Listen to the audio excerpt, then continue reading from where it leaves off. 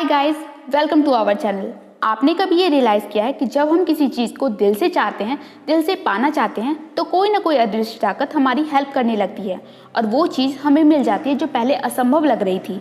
तो क्या ऐसा सही में होता है या सिर्फ ये हमारा एक भ्रम है? अपनी इस बात को सही प्रूफ करने के लिए मैं एक बुक की समरी पेश करने वाली हूँ जिसका नाम है द अल्केमिस्ट, जिसे लिखा है पॉलो कोएल्हो ने। ये किताब पोर्तुगीज़ भाषा में 1988 में लिखी गई थी। जब ये बुक रिलीज हुई तो पहले साल में सिर्फ 900 कॉपीज ही सेल हो पाई, पर जब इसका ट्रांसलेशन इंग्लिश में हुआ तो अचानक से इसकी सेल्स में काफ़ी ज़्यादा वृद्धि हो गई। वर्तमान समय में इस किताब को 80 से ज़्यादा भाषाओं में ट्रांसलेट किया जा चुका है, जिसकी 65 मिलियन से ज़्यादा कॉपीज अभी तक वर्ल्ड वाइड बिक चुकी है। अब बात करते हैं इसकी कहानी के बारे में। अल्केमिस्ट एक चरवाहे की कहानी है जो स्पेन में रहता था। उसे दुनिया देखने का बड़ा शौक था। वो भेड़ों के साथ एक गांव से दूसरे गांव तक घूमा करता था, जिससे उसे दो फायदे थे। पहला तो उसके घूमने का शौक पूरा हो रहा था, दूसरा कि भेड़ों की ऊन बेचकर उसे कुछ पैसे भी हो जाते थे। एक दिन चलते चलते वो एक चर्च के पास पहुंचा जो काफ़ी सालों से खाली था। उसने वहीं पर अपनी रात गुजारने का सोचा। चर्च के पास एक सिकामोर का ट्री था जिसके नीचे वह सो गया। वहाँ पर उसे एक सपना आया कि एक छोटा सा बच्चा उसके शिप्स के साथ खेल रहा है और उसका हाथ पकड़कर पिरामिड्स के पास लेकर जाता है और कहता है कि अगर तुम यहाँ आओगे तो तुम्हें खजाना मिलेगा। पर जैसे ही वो खजाने का एग्जैक्ट लोकेशन बताने वाला होता है, वैसे ही सैंटियागो की नींद टूट जाती है। ये पहली बार नहीं था कि जब उसे ये सपना आया था, उसके साथ ये पहले भी हो चुका था। अब उसे इस सपने का मतलब जानना होता है। वो एक लेडी के पास जाता है जो लोगों को उनके सपने का मतलब बताती है। लेडी कहती है कि मैं तुम्हें सपने का मतलब बता तो दूंगी, पर उसके बदले में तुम्हें मुझे उस खजाने का 10वां हिस्सा देना होगा। अगर वो तुम्हें मिला तो। सैंटियागो सोचता है इतना तो मैं दे ही सकता हूँ, ये तो मेरे लिए ओके है। वो मान जाता है। लेडी कहती है कि तुम इजिप्ट के पिरामिड्स के पास जाओ, वहीं तुम्हें खजाना मिलेगा। अब सैंटियागो सोचता है यही तो मैंने भी सपने में देखा था, फिर उसने नया क्या बताया। सैंटियागो मार्केट चला जाता है। वहाँ पर उसकी मुलाकात एक बूढ़े इंसान से होती है जो खुद को सेलिम का राजा बताता है। आश्चर्य की बात ये थी कि उसे भी सैंटियागो के सपने के बारे में सब कुछ पहले से ही पता रहता है। वो राजा कहता है कि अगर तुम मुझे अपनी शिप्स का 1/10 हिस्सा यानी कि 10% दोगे तब मैं तुम्हें सपने के बारे में सब कुछ बता दूंगा। सैंटियागो कहता है कि अगर वो अपने ट्रेजर का 10% देगा तो नहीं चलेगा, जैसा कि उसने लेडी से वादा किया था। तब वो बुरा इंसान कहता है कि अगर तुम उस चीज़ का देने का वादा करते हो जो तुम्हारे पास अभी नहीं है तो तुम अपनी ड्रीम्स के लिए कभी इनकरेज हो ही नहीं पाओगे। उसे पाने की डिज़ायर तुम्हारे अंदर से मिट जाएगी। सैंटियागो बहुत सोचता है, फिर मान जाता है, क्योंकि उसे लगता है कि शेफर्ड भी तो वो इसीलिए बना था ताकि दुनिया घूम सके। अब उसके पास एक स्पेशल उद्देश्य भी है, तो वो उस बूढ़े आदमी को अपनी शिप्स दे देता है। तब वो बुरा आदमी बोलता है कि तुम्हें इजिप्शियन पिरामिड के पास ही अपना खजाना मिलेगा। ये बात सुनते ही सैंटियागो को पूरा विश्वास हो जाता है कि खजाना वही है, क्योंकि दो इंसान झूठ नहीं बोल सकते।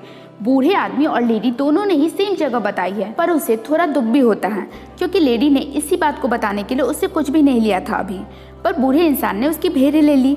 तब बूढ़ा इंसान कहता है कि तुमने मुझे शिप्स इसलिए दी क्योंकि मैंने तुम्हें डिसीजन लेने में हेल्प किया। बूढ़े इंसान ने कहा मैं तुम्हें 2 पत्थर देता हूँ, उरीम एंड थुमीम। ये तुम्हें आगे के डिसीजंस लेने में हेल्प करेगी। उरीम का मतलब है हाँ, थुमीम का मतलब है ना, पर कोशिश करना कि तुम अपनी लाइफ के फैसले खुद ही लो। तुम अगर किसी चीज़ को दिल से चाहोगे ना तो वो तुम्हें ज़रूर मिलेगी, इसलिए हमेशा अपने दिल की सुनना, हमेशा अपने दिल को फॉलो करना।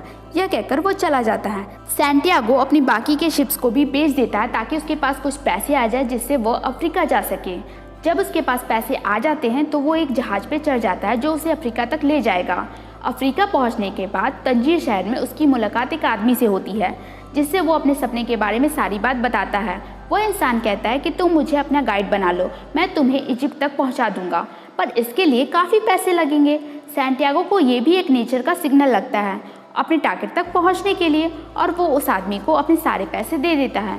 पर वो आदमी असल में एक चोर रहता है जो सैंटियागो के सारे पैसे लूट कर ले जाता है। अब सैंटियागो को लगता है कि उसने गलती कर दी ट्रेजर के पीछे यहाँ तक आकर, उसे नहीं आना चाहिए था। अब तो उसके पास न पैसे हैं न ही भेड़, अब वो क्या करेगा? पर वो धीरे धीरे खुद को संभालता है और आगे बढ़ता है। आगे जाने पर उसे एक क्रिस्टल शॉप मिलती है। वो उस क्रिस्टल शॉप के मालिक को कहता है कि उसे कुछ काम चाहिए। वो उसे कहता है कि वो उसके क्रिस्टल को साफ कर देगा, बदले में शॉपकीपर को उसे बस खाना खिलाना होगा। शॉपकीपर मान जाता है और उसे अपने यहाँ रख लेता है। सैंटियागो उसे बहुत सारे आइडियाज देता है जिससे शॉपकीपर की दुकान काफी चलने लगती है। अब 1 साल बाद उसके पास इतने पैसे आ जाते हैं कि वो स्पेन अपने घर फिर से वापस जा सके और पहले से भी ज्यादा शिप्स को खरीद सके। पर फिर उसे किंग की बात याद आ जाती है कि ऑलवेज फॉलो योर ड्रीम्स, और वो रुक जाता है, स्पेन नहीं जाता। उसे लगता है कि एक बार और इजिप्ट जाने का ट्राई करना चाहिए। इसी बीच उसे पता चलता है कि एक कैरावान इजिप्ट जा रहा है। वो उस कैरावान को ज्वाइन कर लेता है। वहाँ पर उसकी मुलाकात एक इंग्लिशमैन से होती है जो अल्केमिस्ट की तलाश में था। उस अल्केमिस्ट की यह खूबी थी कि वो तांबे को सोने में बदल सकता था। रास्ते में कबीले में जंग हो जाती है और सैंटियागो को वहीं रुकना पड़ जाता है। सैंटियागो इंग्लिशमैन की हेल्प करने लगता है अल्केमिस्ट को ढूंढने में। इसी बीच सैंटियागो की मुलाकात एक लड़की फातिमा से होती है जो उन्हें अल्केमिस्ट का पता बताती है। सैंटियागो को फातिमा से प्यार हो जाता है और वो रोज उससे मिलने जाता है। जब इंग्लिशमैन अल्केमिस्ट से मिलता है तब अल्केमिस्ट उससे कहता है कि तुम इतने समय से मुझसे मिलने का ट्राई कर रहे थे, क्या तुमने कभी खुद ट्राई किया तांबे को सोने में बदलने का? तब इंग्लिशमैन कहता है कि नहीं, मैंने ट्राई नहीं किया। उस पर अल्केमिस्ट कहते हैं कि तुम पहले जाके खुद से ट्राई करो, तुमसे नहीं होगा तब मेरे पास आना। इसी बीच सैंटियागो को एक विजन आता है कि उस गांव पे एक अटैक होने वाला है।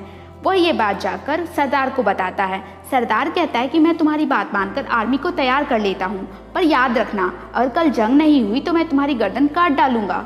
पर जंग हो जाती है। चूंकि आर्मी तैयार रहती है तो वो जंग जीत भी जाते हैं। यह सब देखकर सरदार सैंटियागो को गोल्ड कॉइन देता है और गाँव का काउंसलर बना देता है। अब सैंटियागो सोचता है कि उसके पास एक जॉब भी है और पैसे भी है, फिर क्यों ना वो फातिमा के साथ यहीं बच जाए और ट्रेजर का ख्याल अपने मन से निकाल दे। वह यह बात जाकर फातिमा को बताता है। फातिमा कहती है कि सच्चा प्यार उसे कभी भी उसके ड्रीम्स को पूरा करने से नहीं रोकेगा, इसलिए उसे अपनी ड्रीम्स को पूरा करना चाहिए। वो विमेन ऑफ डेजर्ट है जिन्हें अपने मेन का वेट करने की आदत होती है, इसलिए फातिमा भी उनका वेट कर लेगी।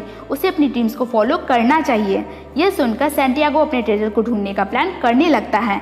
इस मिशन में अल्केमिस्ट भी उसे ज्वाइन कर लेते हैं और वो लोग साथ में डेजर्ट की ओर निकल जाते हैं। रास्ते में कुछ कबीले वाले उन्हें मिलते हैं जो उन्हें जासूस समझकर घेर लेते हैं। तब अल्केमिस्ट कहता है कि वो नहीं बल्कि सैंटियागो ही रियल अल्केमिस्ट है।